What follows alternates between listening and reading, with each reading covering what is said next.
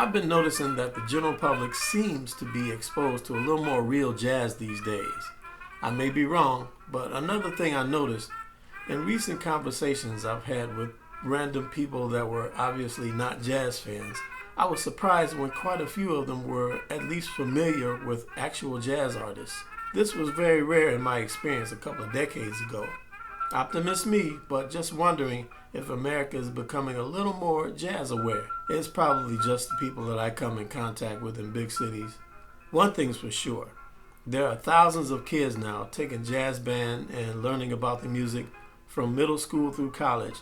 That alone, being that they are our future, is going to have an impact on jazz awareness in the general public.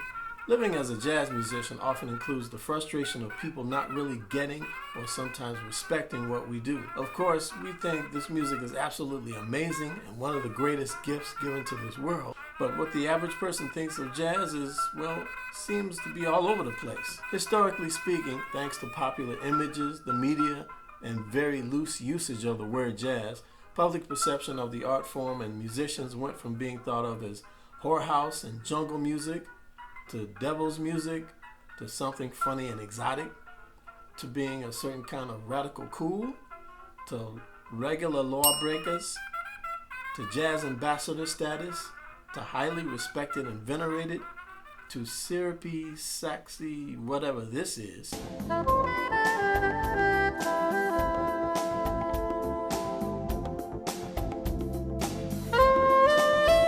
Then to confuse things even further, people started using the word jazz for just about anything because I guess they think it's a cool word.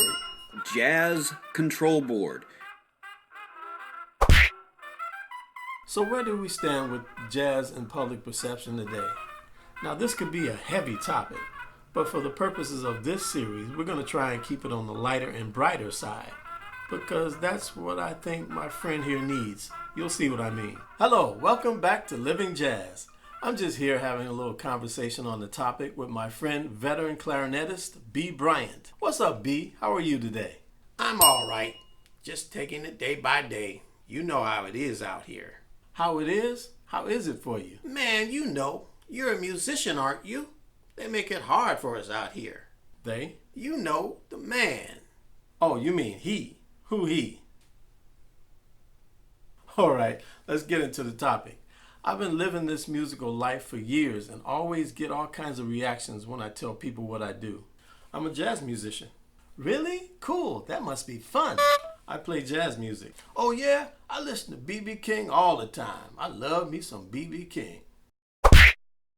I'm a jazz musician. Really? I listen to Nora Jones all the time. I'm a jazz musician. Oh yeah? So what do you do for a living? I'm a jazz musician. Oh snap. I like that jazz. That's smooth, yo. See, he's an organizer, and he's I play jazz music. Oh God, jazz. Oh God, jazz. When it comes to jazz, why do you think public perception has always been a little off? Well, first of all, I don't like the term jazz.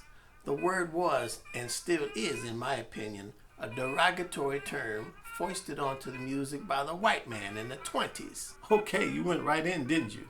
So the word itself, good place to start. Always plenty of confusion around that word.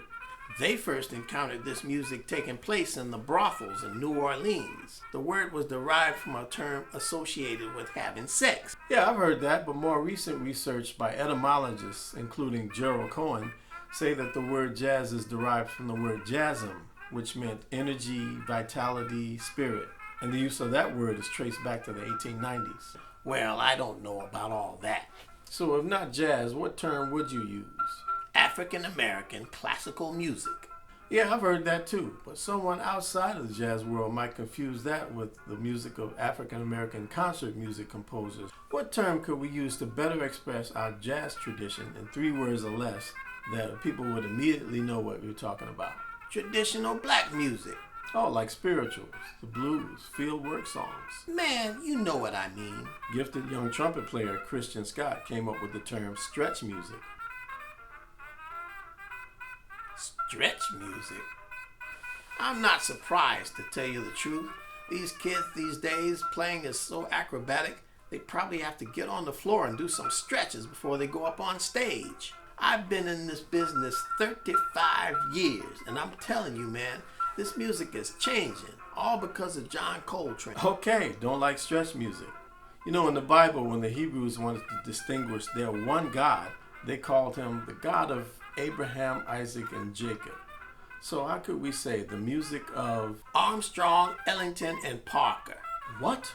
No Coltrane? You know Coltrane messed up a lot of cats with. Okay, don't want to get off topic. You made a good point about the origin of the word. Maybe it didn't mean what we thought it meant.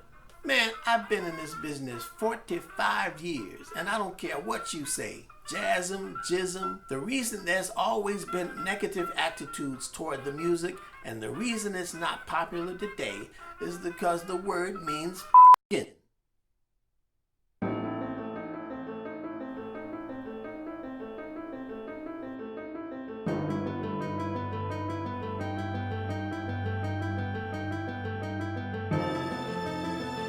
Okay, well, if that's what the word meant, I think it'd be hugely popular. Touche, mon frère.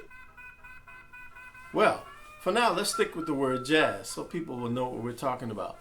You know, we've always had to live with stuff that people have imposed upon us, including labels and some scars. But we've often been able to make some great things out of those labels and scars. As mentioned before, I'm optimistic about increasing jazz awareness and respect moving forward. So how's your jazz awareness? If you're watching this, I'm guessing you're already pretty jazz aware.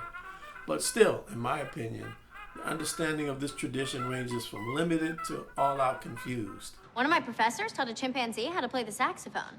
We all think he's great, but he only plays jazz, so there's no way to tell. Oh. Next episode, we'll take a look at 3 factors that can influence how the general public perceives jazz, excluding music business for now, because that could take up 2 episodes by itself. Jazz and film, jazz festivals, and the music itself.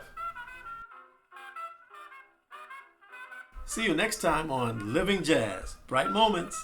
Look, I've been in this business 55 years, and frankly, I've gotten so that I don't care what anybody thinks or perception.